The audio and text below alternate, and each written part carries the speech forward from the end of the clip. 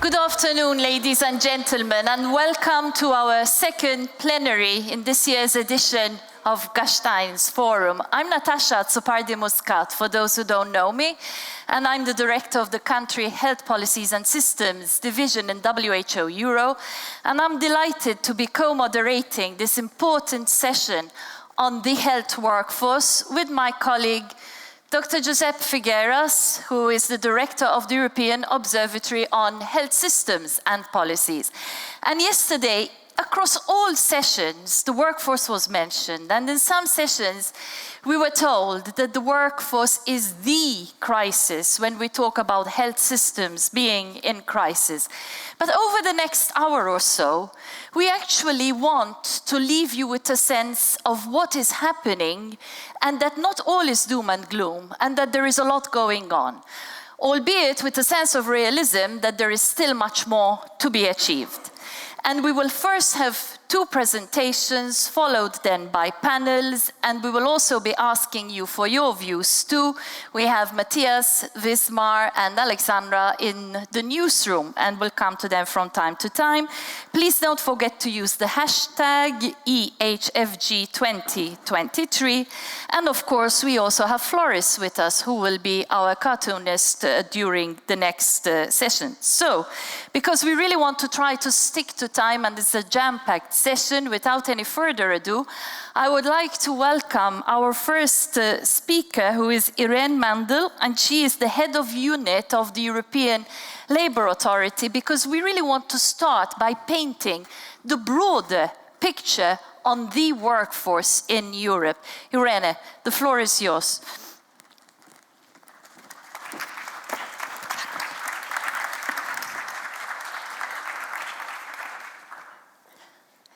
Thank you. Good afternoon, everyone. Thanks for the organizers for having me. As was just mentioned, my role is here to give you a more general snapshot about what is happening on European labor markets for actually quite a while now. So indeed, it was about 15 years ago that at European level, as well as in European member states, discussions started about the future of work and the changing world of work. And at the end, what these discussions brought about is that there was not really a clear understanding what is happening, and that people were talking about same things or different things, and it was then quite challenging to come to a common denominator. So what general the agreement was, and that also goes beyond Europe as such, is that we see in the economy and on the labor market these four mega trends that are affecting economy and labor market developments. And they are not new. They are not even only these 15 years old, they are even going beyond that. But what's happening recently is everything is accelerating, and these four driving forces, they are more working in combination and mutually influencing each other, together with then their impact on the labor market and the economy. And now more recently, next to these structural trends that we see here, and particularly in the last couple of years, you have heard a lot about the twin transition of digitalization and climate change, but as said, also this is not necessarily new, and I think it's also important to mention this will not only happen tomorrow, it's only there, and we are already having this transformation and we need to adjust. But now, more recently, we also see some temporary shocks, or at least we hope that there are temporary shocks, like the COVID crisis or the war in Ukraine, which are affecting the labor market. Now, in a nutshell, what the general discussions are on the labor market, it's more about flexibilization. So there is always the saying, it's good for the employers, it's not so good for the workers, because there is maybe too much flexibility. Data actually doesn't show us that well. We see a little bit of trends in terms of temporary contracts increasing, part-time work, and notably involuntary part-time work increasing, and some slight increase in self-employment, which means fragmentation of work. But what the data do not show us is what we consider the concept of new forms of employment, and with that we mean development developments which are related to employment relationships, so the contractual relationship between an employer and an employee, which might go away from the traditional one-to-one relationship to a more relationship that one employer might have for one post several employees, or one employee might work for several employers. At the same time, we see developments going on as regards patterns of work and work organization, notably here as regards the place of work, the timing of work, in getting again back to the point about fragmentation, and the use of information communication technologies. And as a third part, we see some developments going on as regards self-employment, some growing trends, but also some different ways about how self-employed are working. And they are not necessarily working in isolation anymore, but they are kind of grouping together and collaborating. Now, as I told you, these discussions, they are about 15 years old, so these trends that you see here, we see emerging in Europe since about the 2000s even. Now, you can question, is it still a new form of employment if it's now 20 years old or even 15 years old?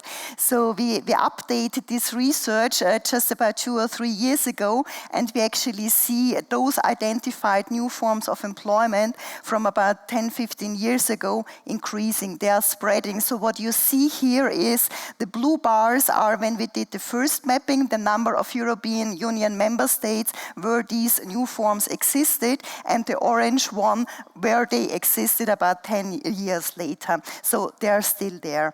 And why are they now important to deal with? It's the impact on working conditions that we see. What you see here in the graph is different elements of working conditions with these identified employment forms, and we see that in some they form better and in some they form worse. Now there are 3 employment forms which are probably most relevant for the health sector, and here unfortunately you see the yellow cells being more important. So there are potentially bad implications for the workers, and they mainly relate to this fragmentation of work again, meaning less stability of employment, of income, meaning in the long run also of social security, pension rights and similar, but also less integration in work organization if people are not there continuously in a permanent job, and also a point about representation which could help them to get their rights right.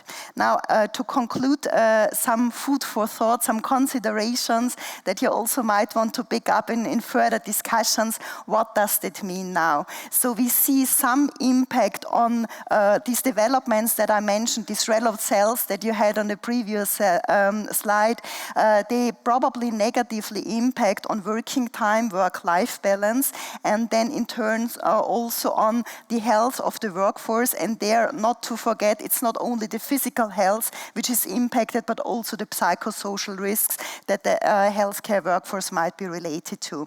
I already mentioned the income and employment stability and social protection and the representation point, but also what this fragmentation brings about is very likely less access to training, meaning then career development and future perspectives.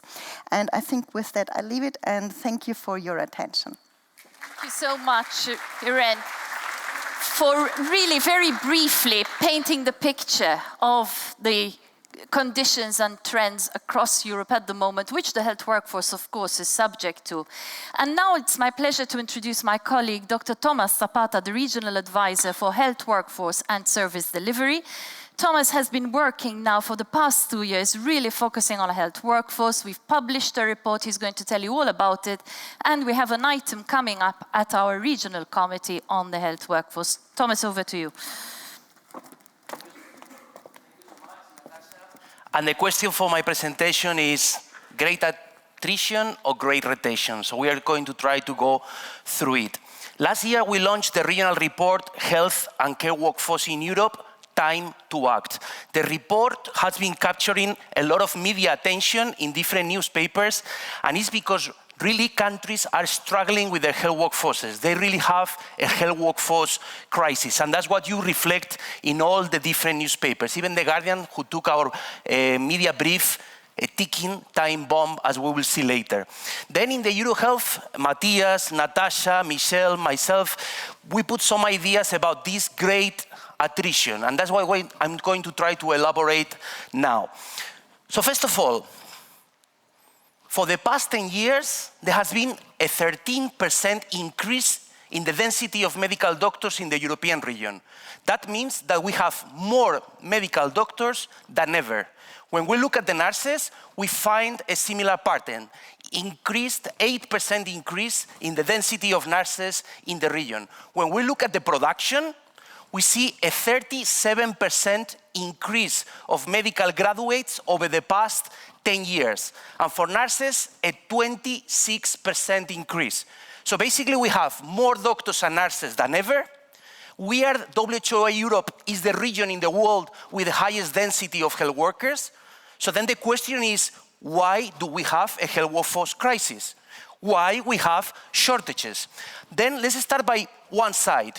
And this is the increased attrition. And there are 4 main drivers for increasing attrition.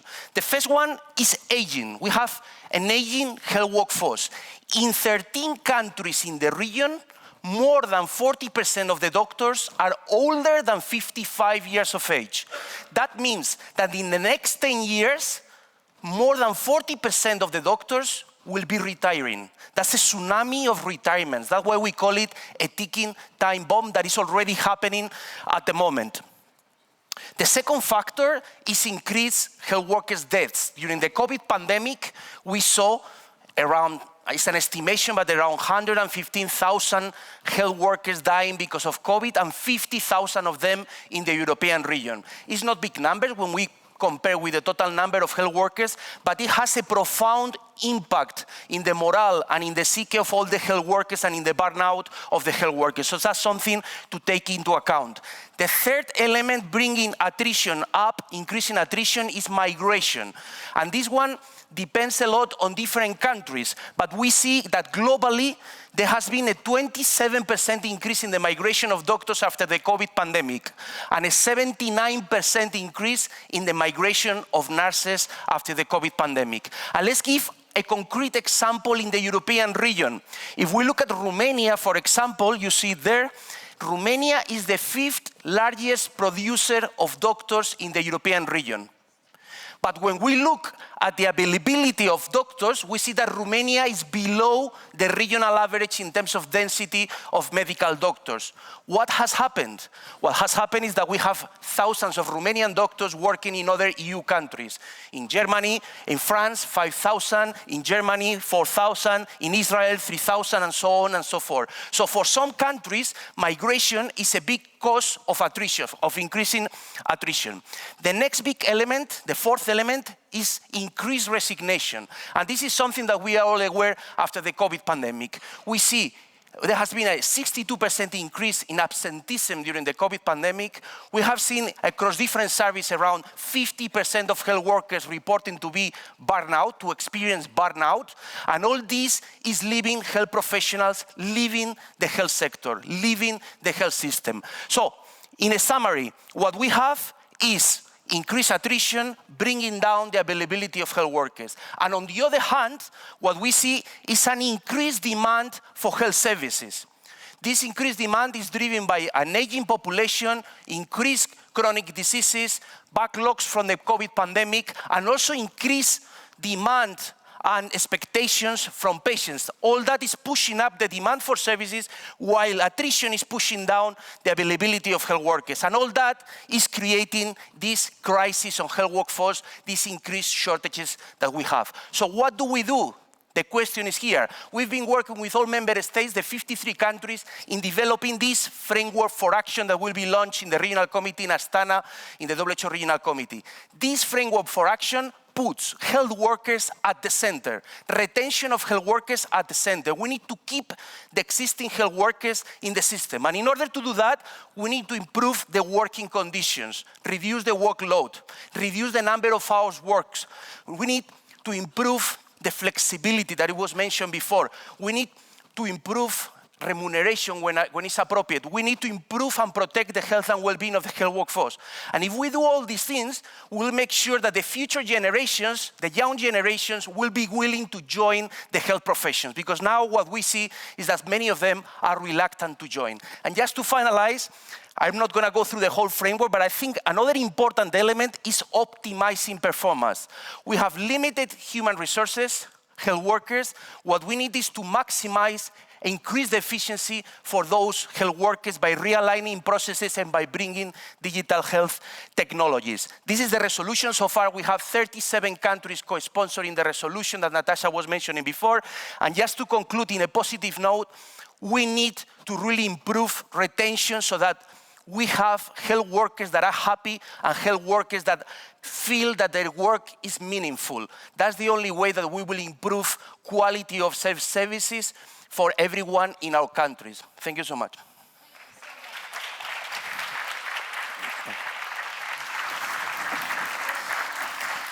So that was fast. And if you want more information, please follow up with Thomas. He'll be at the reception this evening, and find him, and he'll be talking to you all night. But let's move now to the panel discussion, because we have three great panelists. And it's my pleasure to welcome Sharon Slattery, who is the Director of Nursing at St. James Hospital in Dublin, one of the Magnet for Europe hospitals. Rupa Dutt, who is the Executive Director and Co-founder of Women in Global Health. And can I please ask if we have Professor Michael West with us online?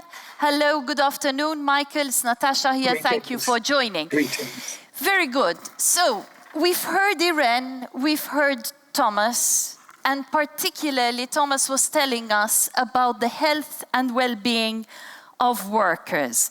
And the Magnet for Europe Hospital really now spans 63 hospitals across the region, and one of the priorities is health and well-being for the health workforce.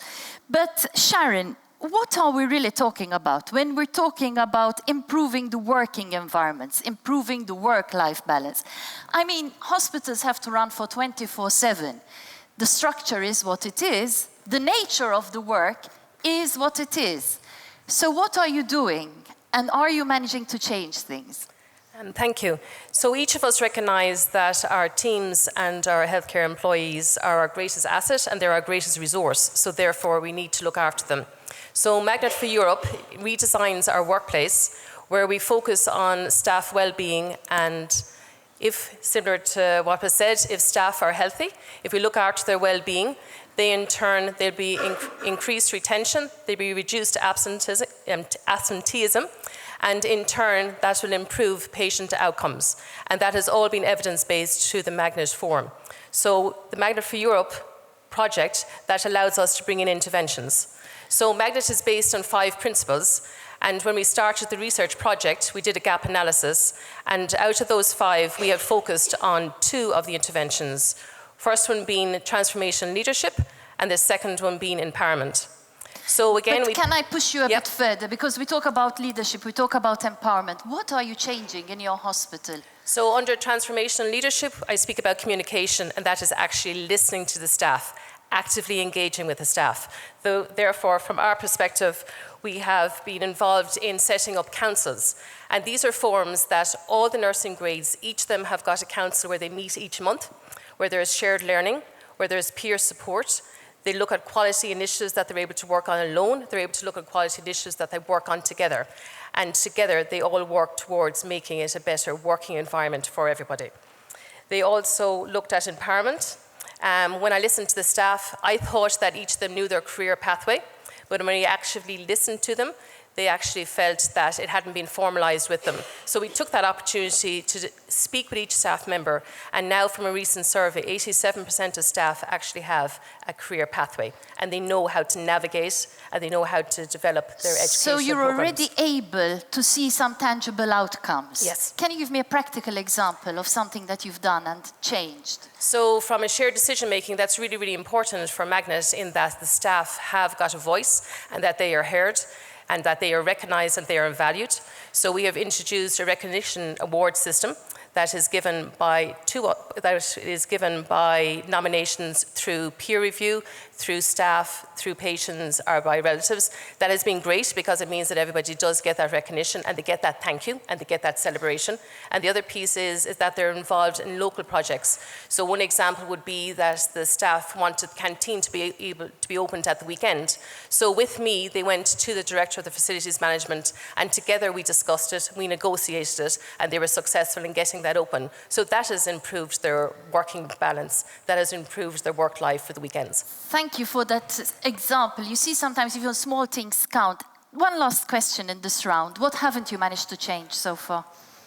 What we haven't managed to change is, I think we've worked very, very hard on what we have changed. What we haven't managed to change is getting it across the board. Magnet for Europe is about medics and it's about nursing. So therefore, there's changes that are being made in each of those disciplines, but there's obviously a great opportunity. We do know that our teams are way bigger than two different disciplines. So for me, I feel there's great opportunity for us to be able to redesign it and involve all team members. Thank you. Thank you so much, Sharon.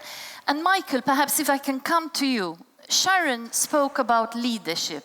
And I know that you're talking very much about compassionate leadership. But what does this mean in practice? And I mean, the whole healthcare business is meant to be a compassionate business. So can you tell us a little bit more about this?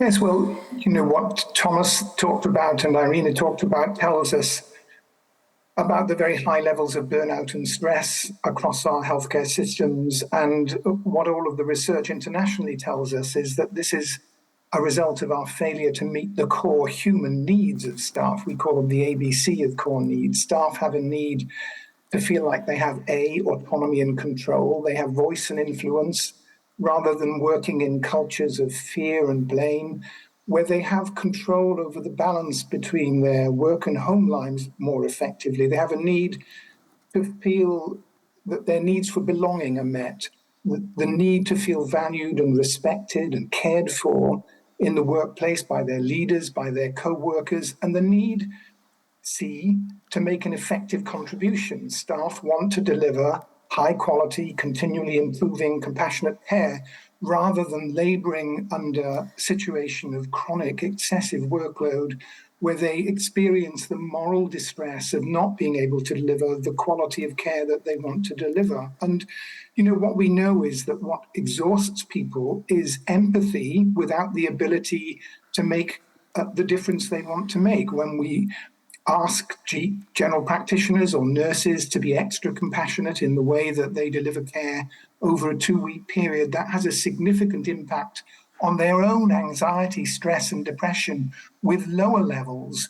So what we need to do is to create cultures that reflect the core value of healthcare workers, which is the value of compassion. After all, compassion is the single most powerful intervention we have available in healthcare. So how do we shape cultures? Well, 100 years of research on organizational culture tells us that leadership is the most important factor. So we need leaders to So what is stopping us from getting this everywhere? I mean, we want to go beyond these 63 hospitals in Europe. If this is so powerful, how do we really get it everywhere? Well, I think we have to take a systemic approach, and we see lots of organizations and institutions that are introducing compassionate leadership. In Wales, they have committed to a 10-year strategy of developing compassionate leadership across the whole of health and social care in Wales, with huge resources on their websites, open source, evidence-based tools.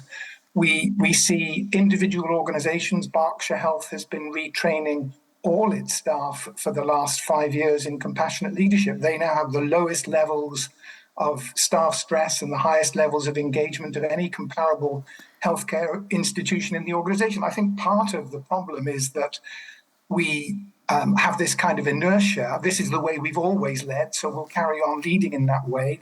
We've always had target-driven hierarchical cultures, which, by the way, the research tells us is the worst possible approach to creating cultures in healthcare organizations. So still plenty to be done, Michael. And thanks for having researched this area even long before it became the most important issue for health systems, because we know that we can rely on your data now since the past 20 years. But let me come to Rupa, because earlier this year, and I don't know if we can have this slide, the regional director, Hans Kluge, and myself wrote that the health workforce crisis is actually a gender crisis.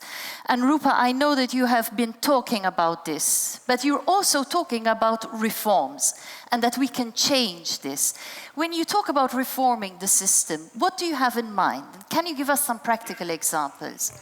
Well, thank you, Natasha, and I couldn't agree anymore, and you've heard me say it already on the stage here, is that we can't have conversations about health workers, health workforce, without acknowledging that 70% of them are women. And all of these issues that we've heard in this plenary, they have gender dimensions to them. So there is nothing as gender neutral discussions about health workforce. They're gender blind and therefore gender harmful. And COVID-19 has exacerbated that. We know that health workers, a majority women, are facing moral injury, burnout. We are hearing examples of that. But your question, Natasha, is about, what can be done. Do we face it more than men, Rupa? Do we have evidence? Michael spoke about moral distress, moral injury. Of course. A great example is the number of COVID-19 infections. Women health workers had more infections. Makes sense. They're more at the bedside, and they had less access to personal protective equipment. Give you an example, PPE was ordered by many governments by the size extra large. And so when we did a global survey looking at PPE, 70% of the health workers said they did not have PPE that was fit for them, women. So that's an example. A lot of the data that's being presented on health workforce is gender blind.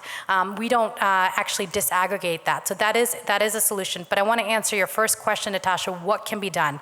The first is leadership. Let's make sure that there is gender equal leadership. Women make up 70% of the health workforce, so they really should be 70% of the leaders. At Women in Global Health, we're calling for 50-50, but that expertise is lost. And when we lose that expertise of women that are providing the care at the bedside, that shapes how health systems are designed, what's prioritized. The second issue is about pay. The issue of the great resignation that's happening here in Europe is also an issue of great resignation around the world.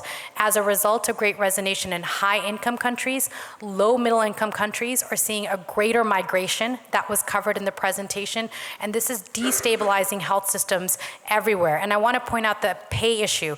Pay is a big issue because there's underpay and there's unpaid work. Women in Global Health did a report last year that 6 million women, health workers around the world, are currently unpaid or underpaid. And that amounts to almost $1.5 trillion US annually, big numbers. So we have to look at the pay issue. WHO released a report on the gender pay gap. It's 24% in the health sector. That is a very high number in comparison to other sectors. I have two more solutions and I'll come back to you, Natasha. Yes, let's come to a positive example now to close this first session up. I will, but this third issue is so important, and it's the taboo that no one wants to talk about, is the amount of harassment, violence, and sexual harassment that takes place. And the sexual harassment piece, women health workers face it at higher numbers. We have a Health2 platform we launched, and it's showing testimonies of the kind of issues that women are facing. And guess what? The health systems are not addressing it. So thanks for letting me get number 3 in. Absolutely, and that's an important one and a topical one, yes. But are you working with someone, somewhere, that is making a difference? Let's end this first session on a positive note. Oh, it's positive because I'm hearing it is, on top of political agenda. But give you an example of what we are very excited about, the political momentum on gender, is that we have an initiative called the Gender Equal Healthcare Workforce Initiative. We co-host it with the government of France. We have 19 governments, including the government of Austria, which I want to acknowledge, and the government of Zambia just joined. And this has really an initiative that includes multilateral organizations such as the International Labor Organization, the Africa CDC, and we have 50 different partners. They have all committed to gender transformative policy actions across those pillars of leadership, pay, addressing, protecting health workers, making sure they're supported, their mental health needs. And we are seeing real solutions being implemented in countries like Liberia that are now no longer gender blind, in Ethiopia, and we're hoping to hear from other partners. And this is an example of success. And I invite all of you, especially the governments in the room, to join this initiative and make sure that your solutions to health workforce are not gender harmful. Great, and thank you for that positive example. And hold your further thoughts, because we're not going anywhere, but at this point I would like, before handing over to Giuseppe, to just quickly go to Matthias and see what's coming out of the newsroom. Thank you so much, Natasha. And there's not too much coming out of the newsroom. Probably the discussion and the presentations are too exciting and everybody is riveted at the screen. But we had a question like, for example, why are we assuming that doctors work until they are 65 and then go on retirement? Can't they work longer if they want? Can't they be more flexible? We had a methodological question, how we come up with the specific intervention that strengthens the attraction of health system. But I think some of this has actually been addressed by Michael and by some of the speakers. And then it was not really a question, rather a comment. What sort of policies were actually administered at the time of COVID-19 when so many health workers were encountering so dramatic situation? We heard about the 50,000 deaths. We heard about the missing PPE equipment and all this kind of stuff, you know, which is really disconcerting. So more question, more comment. And we all know not many policies have been employed to assist those people. Thank you so much. Great, keep them coming. And just to say, the 65 is based on data. So whoever had that question, that's your answer. Thank you very much. I'm taking over the moderation. We'll do a double act with Natasha today. Natasha, haven't you realized that a lot of what you've been saying now with our panelists is about trust? It's about trust in leadership, trust in the professionals, trust with the patients as well, which happens to be the first part of our Tallinn conference, ministerial conference this year. So a bit of plug for the work of WHO and the observatory. But then the second part, Natasha, is about transformation. And how in many ways these case studies, no more than case studies, real initiatives that you're putting in place are very much trust for transformation, trust for change. So what I like to do is perhaps move towards the transformation elements of our debate today. So we already heard a lot of that, but it's the Monday morning question.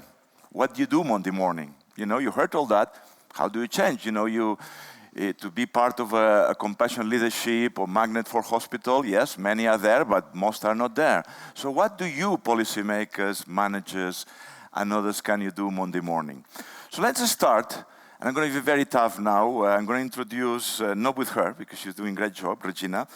Regina Roller-Winsberger, she's professor of geriatrics and curricular development at the Medical University of Graz. You want to stand up, Regina?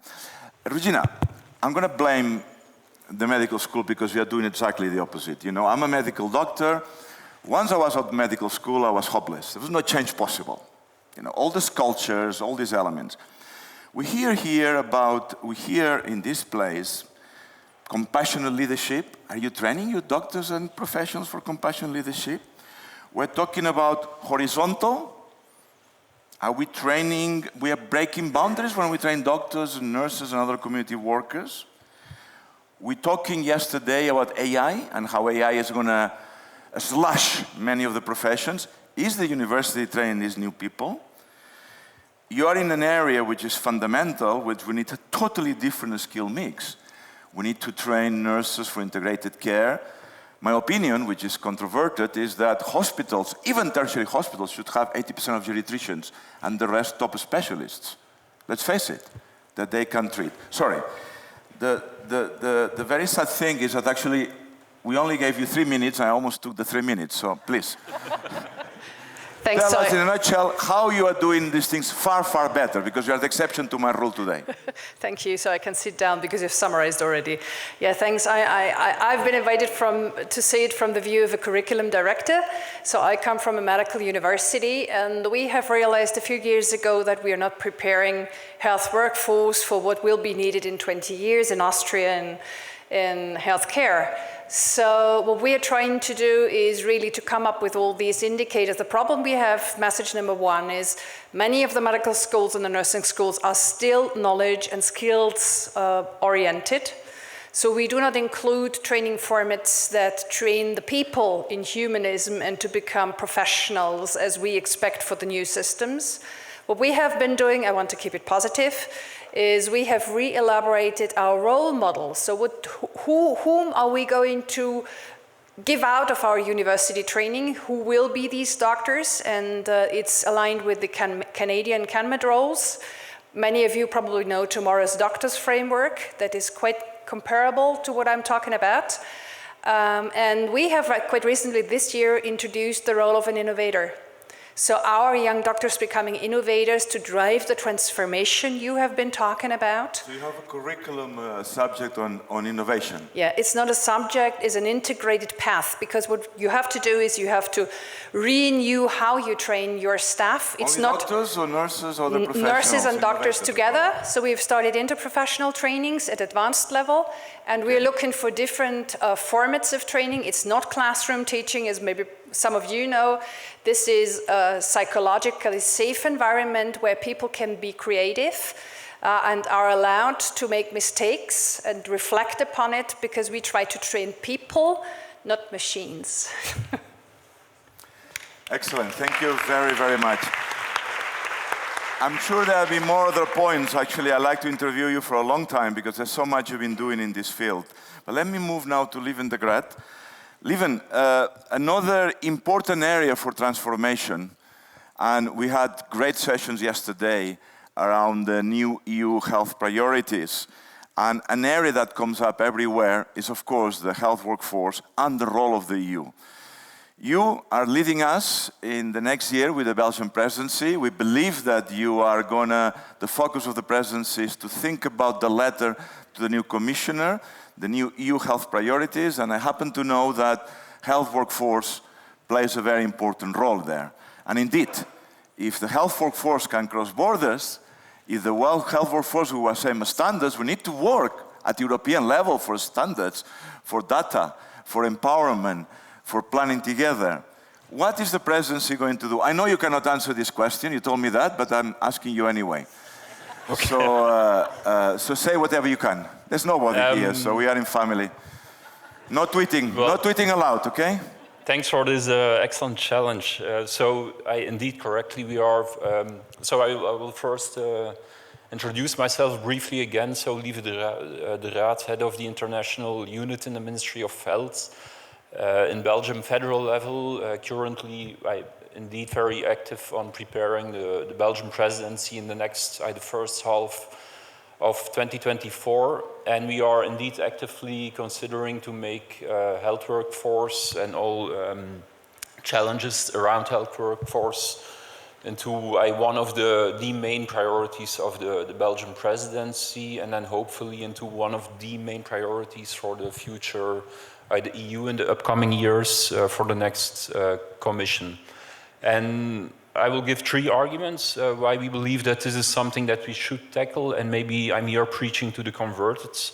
But first, obviously, we have done lots of dialogues with health ministers, and we really see that it's the main headache for basically all health ministers in the EU, in the WHO European region. So it's obvious that it's the main challenge in health policy in our view. Second point is it hasn't been, and that's almost a surprise, it hasn't been discussed at the political level in the EU by health ministers since 2010, so more than 10 years. And actually 2010 was also the Belgian presidency when we brought this on the agenda, and ever since we have been quite silent on this. So high time to bring this back again on the agenda. There are lots of EU instruments that we could use to develop a European strategy, better, more effective policies. But in fact, we have noted, and this is also a surprise, that there is in fact very little evidence studies that have been done on the effectiveness of some of the main European instruments like the professional qualifications directive. We all know this, but what is the impact? How do you use it? How can we better use it? There's very little academic studies that have been done on this, so that's something to reflect on. And then a third argument, and then I'll stop, and it's maybe not a completely fair argument, but I did a very brief calculation on how much the EU has spent on health workforce policies so far. So the EU for Health program is 5.3 billion. So far, only roughly, let's say, 10 million was spent on health workforce, which is somewhere between 0.1 and 0.2%. So there is a very big divide between the huge challenge and then what we are actually doing in the EU at this moment. Thank you very much indeed, Lieven. So,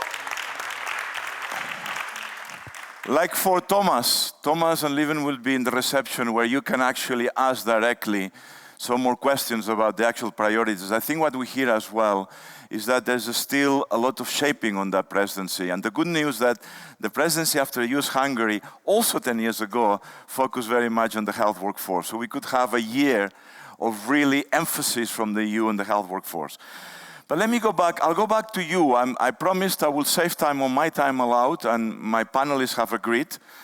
And I'll go back to colleagues here that have a lot to contribute, surely and fast, on innovations, on new ways to attraction and reduce attrition and increase attraction to the workforce. So a short question to each one of you. Michael, I wanted to talk now about what you put on the table, you and colleagues. Actually, during COVID, you know, the AC and before C, in the AC world, we learned that women played a key role in leadership. They were much better leaders. I'll go back to you on that in a minute, Rupa. We learned, Sharon, Michael, that because of the pressure, there was, I've been listening and looking at your material, we saw much more flat leadership, autonomy, sense of belonging, sense of being in charge, gratefulness from the population. We used to applaud them, remember? We don't applaud them anymore. More collaboration, much flat hierarchies. Of course, we cannot have epidemics and pandemics to get these results.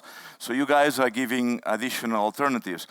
Michael, I'm a real fan of your work, but my job now is to challenge you. And the challenge is the same one that you received in the excellent Emma conference speech, which I saw on YouTube the other day. I recommend you to listen to all the speech of Michael. It was excellent. And the cynic would say the usual.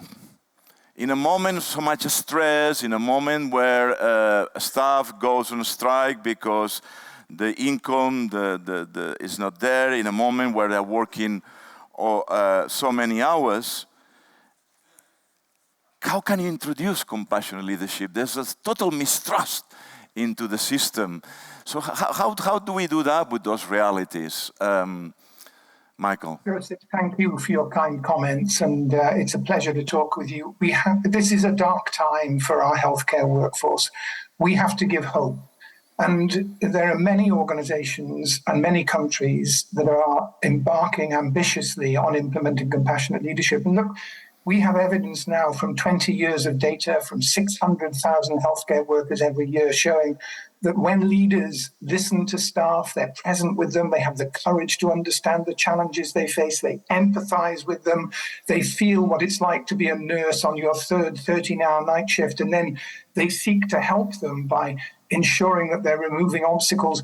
The more that staff report their leaders behave in those ways, in those organizations, we see higher levels of patient satisfaction, higher levels of staff retention, better quality of care, lower avoidable patient mortality, and indeed better use of financial resources. So it's having the courage like Wales has done to make a 10-year commitment. It's having the courage like Isle of Wight, which transformed its culture within 3 years. It's having the courage like the Royal College of Surgeons in Ireland, which has compassionate leadership in all its undergraduate and postgraduate. Michael, sorry to interrupt you.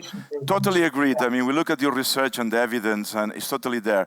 But there was a policymaker in the room, or there was some of our representatives of the professions would say, perhaps, devil's advocate here, What I want is I've been paid better. What I want is less hours work. I don't want so much compassion. What I want is better working conditions. What I want is the minister is to pay me better, and then we talk about that. I'm provoking you on purpose, of course, because I'm a real believer. Yeah, what well, would you say to that minister?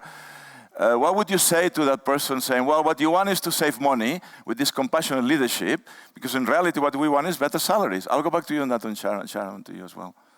Yeah, so, if we look at the data that tells us about what are the factors that influence human well-being at work, the first and most important is relationships. And by the way, relationships with leaders have double the impact on staff satisfaction of relationships with colleagues. Then they want to be doing a fulfilling job, providing the high quality care that's important to them. And then they want to be paid and remunerated well. So it is, I think, a fundamental issue. We need to both make sure we're changing the working conditions and we're remunerating people fairly. And, as Rupa said, a 24% pay differential between males and women is just unacceptable. So we need to address these issues in a systemic way. Perfect. I'll bring you back, Michael, in a way when we hear some reflections as well from our participants today. Actually, there's another question I'd like to ask to both of you. In reality, when I look at the literature and the evidence, your recommendations are very similar with Magnet and compassionate leadership. I have this nagging question. Is it your interventions and change organizations, or there are certain organizations that already work well, have certain culture, certain context, that can attract and make the best of these kinds of interventions? You'll say it's both, most likely, but I like to hear more on the latter. What are the characteristics of these organizations? I'll go back to you and that, Sharon, as well. The characteristics of these organizations that explain that success. What are these things Monday morning we can do to try to change these organizations so initiatives like yours make a difference? Michael. So we have examples of organizations that were failing badly and began a culture and leadership program and have transformed in a very short space of time, 3 years. What our research has shown is that it's vital to have the support of the board, of the senior leaders in the organization, not just ticking a policy and saying that's fine, but themselves being willing to model the behaviors of compassionate leadership and to support culture change. But also individual leaders throughout our system can influence their work areas, their work design. But we need to make sure that also national and international bodies that oversee and guide healthcare organizations themselves implement changes in their culture. Thank you. Let's pursue that further, Sharon. I mean, I'm a converted of Magnet hospitals as well. Many of us have been looking at the literature and the impact and the evidence. Could you tell us a bit more, we talk about context all the time in Gastein because context is always primordial in these kinds of issues. And you've been looking at hospitals across Europe, Magnet hospitals. What are these common elements? The same question as Michael, that explain the success of these hospitals already, regardless of the Magnet work. And with the Magnet work as well. Sorry, both, please. I think it complements it because the culture may have been there, but the Magnet for Europe research gives you the platform and it gives you the structure. So for us, we have already demonstrated that there's increased job satisfaction. We never did staff surveys in the hospital that I worked in. In the past 2 years, we've done annual ones, and already we've seen that staff's job satisfaction has improved. For staff burnout, there's 12 indicators that are in the survey. We already have demonstrated that we've achieved 10 out of 12 of those. So it gives you the framework to be able to have a structure in place to move forward. And that has been used across the board all over in Europe. So there's 6 European countries that are involved in it, and they all are using that structure. But the key for it is that we're each partnered with a hospital in America, and they have been able to work with us. So they are well established. They've been doing this for years on end. So they're able to guide us, educate us, support us in how we actually roll this out and get involved. And already, again, we have seen that in James's that our patient outcomes have improved and our nursing metrics have improved. Not solely because of Magnet for Europe, there is other frameworks that are in place with safe staffing and the likes, but again, all these contribute to making a better patient experience. But what are these elements? Is professional recognition? Is it already forms of management that they were just participation, in some ways the compassionate leadership that Michael is putting forward? What are those elements that we can put in place that will explain success? Shared vision. So this is the whole hospital, the whole organisation, from the board to the executive committee to all the members of the team are all working together on that shared vision and all on it together. Perfect. In a moment, I'll go back, as I've been announcing to colleagues here, to whether you buy it and what other elements you would suggest. I buy it. Rupa, I was saying earlier, we had a lot of interesting research during COVID about those. I mean, one of the lessons of COVID and resilience and success is communication, communication, and communication. And we hear that women are better at communicating. If we look at Chancellor Merkel, if we look at so many of our women prime ministers during that time, the ability to communicate uncertainty, the ability to communicate, to be transparent, created a lot of trust. So I'm very interested to hear about women leadership, these characteristics. People would argue as well that women are more compassionate, and they are better, are more participative by nature. There was this very interesting research saying that women surgeons had less side effects, less unwanted effects, better quality. What do you make out of that? There is a lot I can comment on it, but I'm going to pick up on a couple things. The first is when you're talking about COVID-19 and pandemic and crisis, there's a tendency in crisis to turn to more masculine forms of leadership. So we've seen and witnessed women being sidelined, women that were already in leadership roles being pulled out of those roles, whether they were ministers or head of hospitals, and it was actually men were being put in place. At Women in Global Health, we advocate for gender equal leadership. And why we say it's important for both genders, and all genders really, to be in leadership is when you have diverse teams, that's when you have the best solutions. What happened in COVID-19 is that many times the perspective of women, or a more feminine form of leadership, and at Women in Global Health we actually talk about gender transformative leadership, that men and women, all genders can practice. That type of leadership was not accepted. The examples of where it was already in place says a lot, not just about the women leading, but the societies that have actually appointed women to be chancellors or presidents.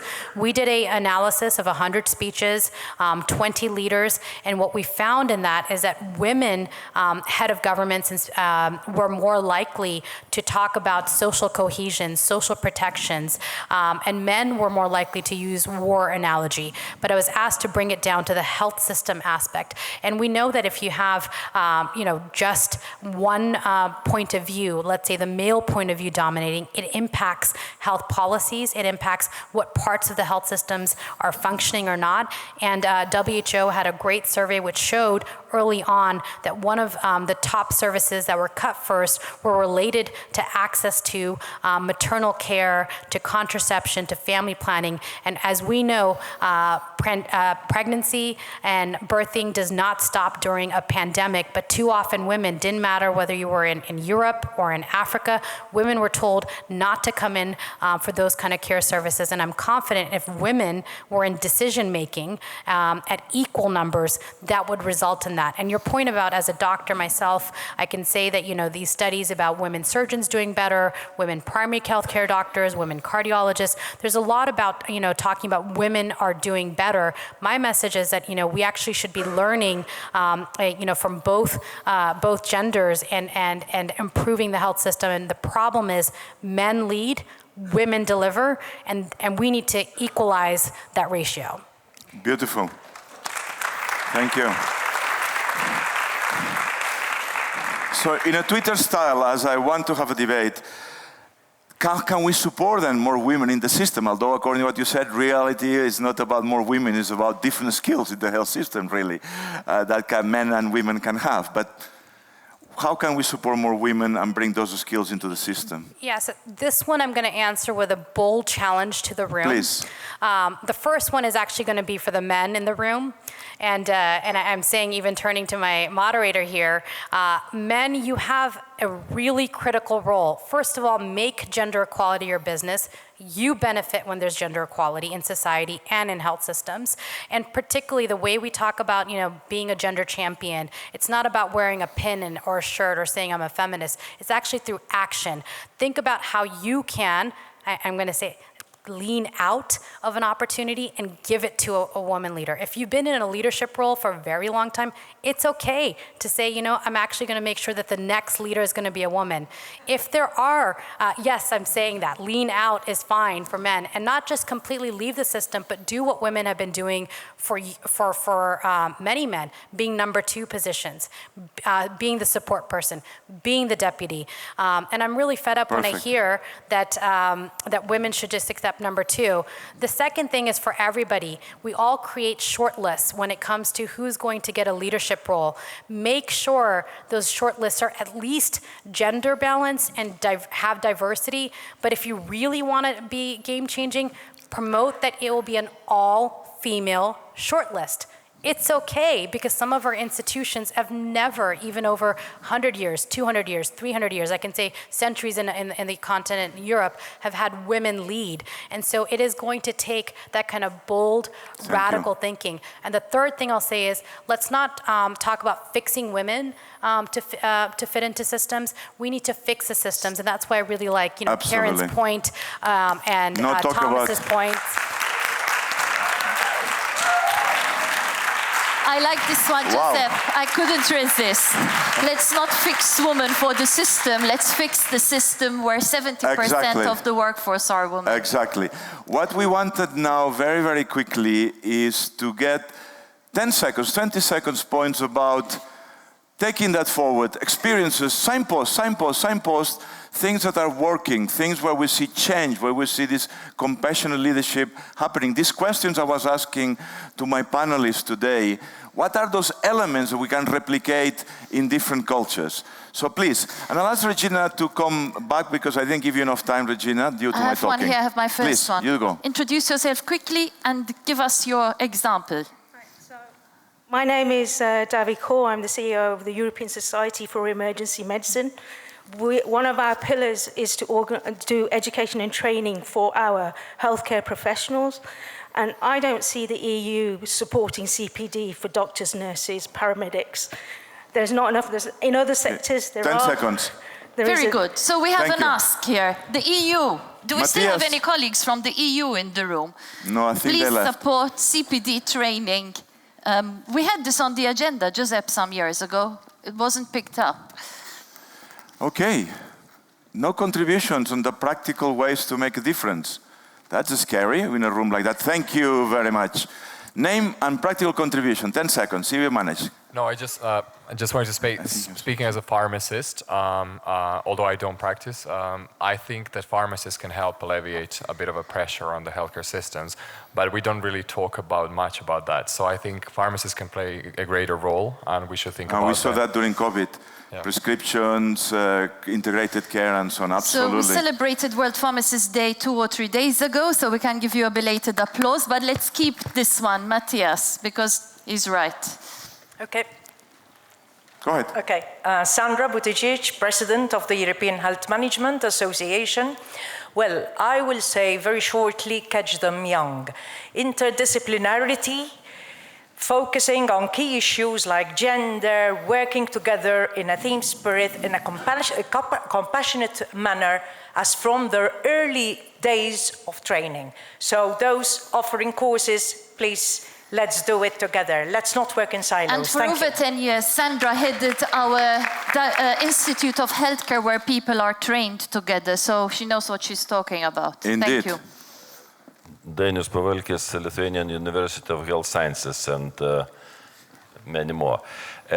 It's a very interesting discussion, and I would like to ask panel to elaborate. Contribute. I want your contribution. My contribution, I think that the 1/3 or up to 1/2 of the depression of the doctors is bureaucracy. In the hospitals, writing a lot of papers, writing prescriptions, writing that. Reduce bureaucracy. Yes, so could be nice to hear opinions. Okay. Thank you. We have one over here, Giuseppe. Can we take it? Please. Hi, I'm Sabine Kampmüller, working on refugee and migrant health. And I want to add to what Rupa said on the experience of sexism and discrimination. This very much concerns also the big proportion of migrant health workers in Europe. They experience a lot of racism and discrimination. So I think we need to embrace the diversity and train everybody on intersectoral competences. This will benefit the healthcare teams, but also patients. Thank you. Well, I'm Álvaro Cerame from European Junior Doctors. I'm going to read you 3 things that we mentioned in the report and Antanas mentioned yesterday in the plenary. But you have a little time. Yeah. So just tell me one of those, the most important one. No, like 2. Training. Joseph, let's hear them. Let's hear the young people. Training is subordinated to working in postgraduate training. So we need to protect training. Then many junior doctors would prefer flexibility to reduce working hours. So that comes to the leadership thing. So less rigid system. And one thing that we also learned from the Nordic countries is that when child support and the roles of men and women are a little bit different, many people not reduce their hours, so they work full time. So we will have more workforce with these 3 simple things. Actually, you deserve the 3 simple things because they're excellent, and that gives me the opportunity, Natasha, if that's okay, to get Regina to reflect on that, also with a little bit of time. Thank you very much for these nice examples. And believe it or not, we have a very nice example coming from Austria.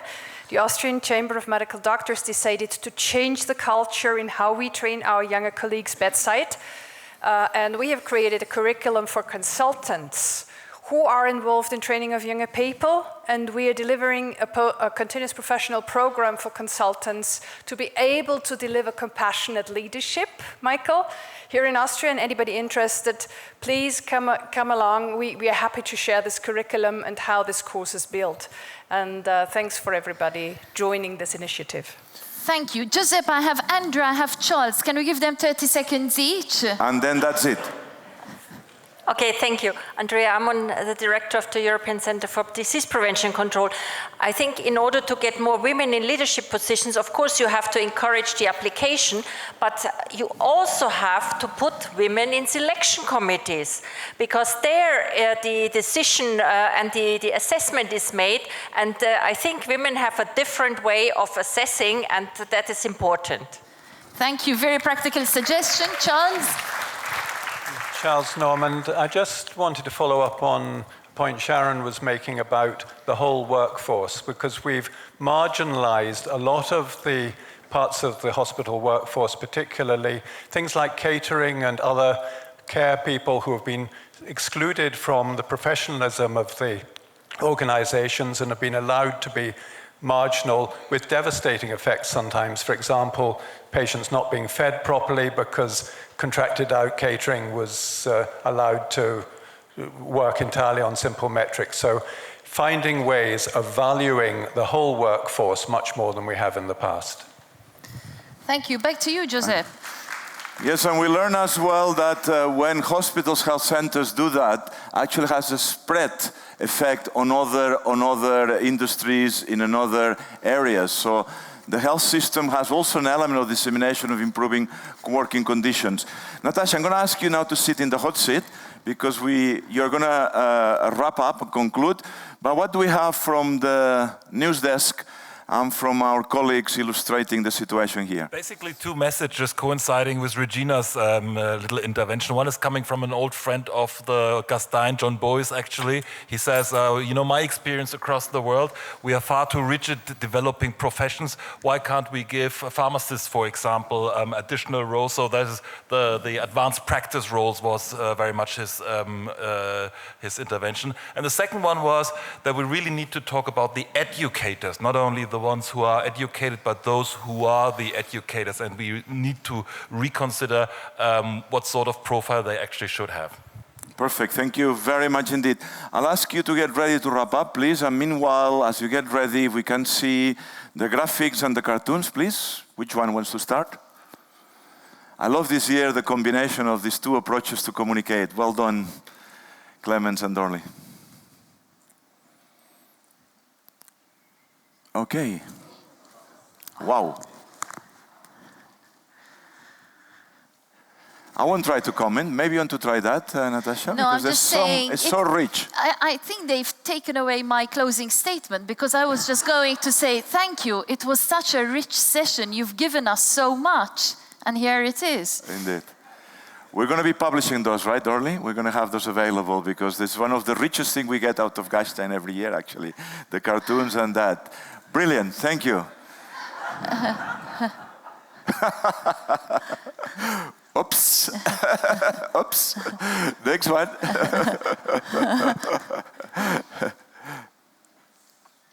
Next one. Please. It's burnt out. Real burnout. Is that some conceptual cartoon? You know? Empty space, so you all can have your own cartoon. It's there. See it. Imagine it. All right. Perfect. Well done. Yes, it was a tough 24 hours, but thanks to my advice, we got this great result, and thanks to me.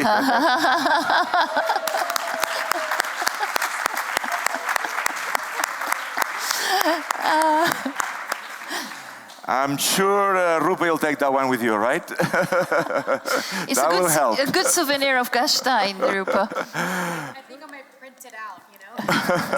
Do you have another one? No, that's it. I'm sure you produce at such a speed, Floris. You always amaze me. Next one, please. Because we need to conclude because it's the first time in my life I finish a moderation on time. Because at 3:30 in the tent, there is the Jubilee, 25 years of the observatory, which is going to be fun. We're going to be celebrating, having a glass and chatting with each other a bit, okay? So it's your 25th birthday, Joseph? Not me, that was my dad. I'm just new at this thing. Off you go, Natasha. No, I think the key message that I would like to share is that as WHO, we are listening and we are doing our best to take action.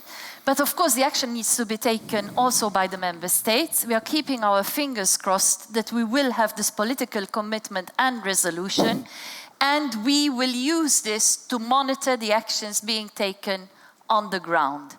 But we need all of you. This is not a job for one organization alone. So it's a story to be continued. But I think we've seen that there is a lot that can be done, and now we want to hold countries, organizations, hospitals, primary healthcare centers, medical schools, nursing schools. We need to start holding all the actors to account. So that's it from my end. Thank you. Colleagues, can you give us some famous last words for today? I feel like I've said a lot of famous. Yeah, you got Twitter burning today. I could see that. Yeah. The burnout is there. The call to action is simple.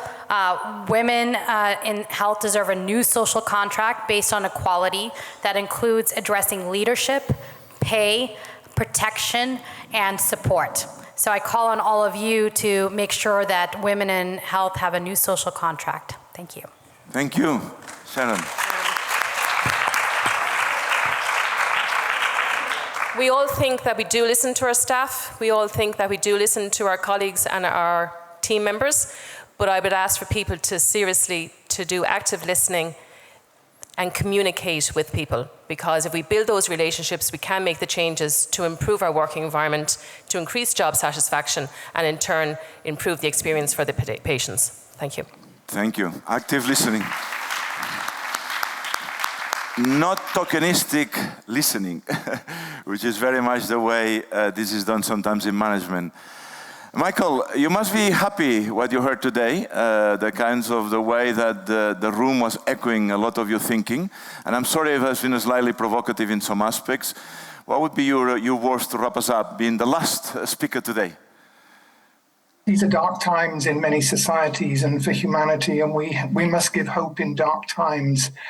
Our largest workforce is the healthcare workforce. If all of those people come into work every day and encounter compassionate leadership and compassionate cultures, they take that back out into their families and communities, and so do the people who receive their care. But at the heart of all of this, for all of us, is to have the courage to be self-compassionate.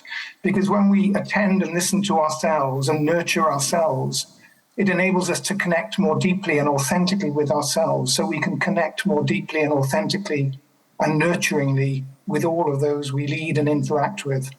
I love that one, friends. Start being self-compassionate with yourself, something that I and many of us can learn. Guys, you've been brilliant. Thank you very much indeed. And welcome to the reception of the observatory now. Can we take a photo?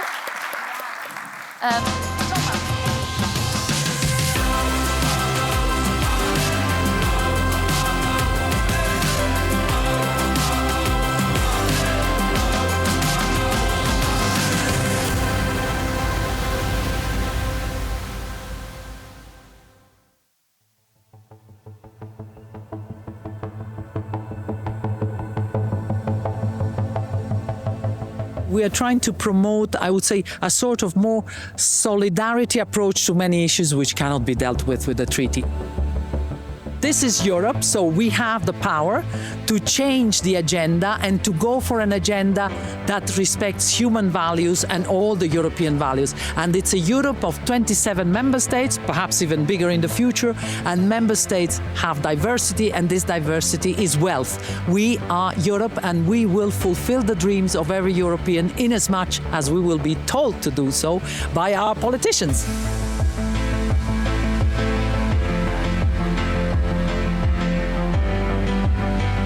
There are a lot of talks, a lot of meetings with amazing people, a lot of interesting topics. And the main takeaway is we have to keep our solidarity in the system. We have to keep our solidarity in Europe. We have to cooperate. And if we aren't able to invest in our health systems, we will lose a little bit more than our health, because it's a kind of solidarity keeping together if we take our investments in health systems, in social systems.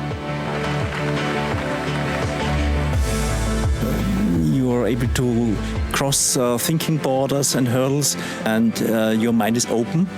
New experiences, a lot of best practice experiences, and it's very useful. So these 2 days I spent here will help me to do my job in Vienna better.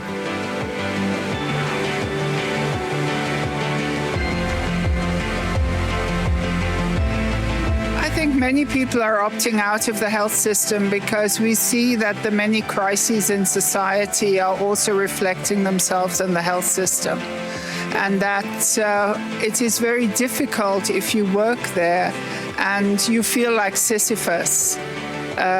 Society is not solving its problems, and those problems end up in the health system. So as long as we do not resolve these problems, young people will leave the system. They no longer believe in it, and they no longer want to work for a system that is only about sickness and not about health.